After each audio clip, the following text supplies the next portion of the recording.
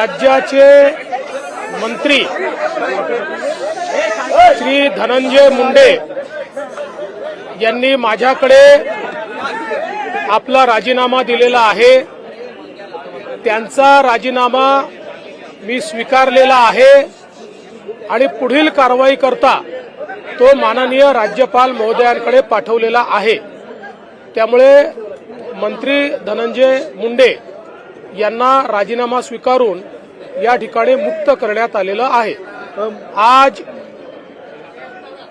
महाराष्ट्र के मंत्री श्री धनंजय मुंडे इन्होंने अपने पद का इस्तीफा मुझे सौंपा। मैंने ये इस्तीफा स्वीकृत किया है और अगली कार्रवाई के लिए मैंने ये इस्तीफा राज्यपाल जी के पास भेज दिया है। सर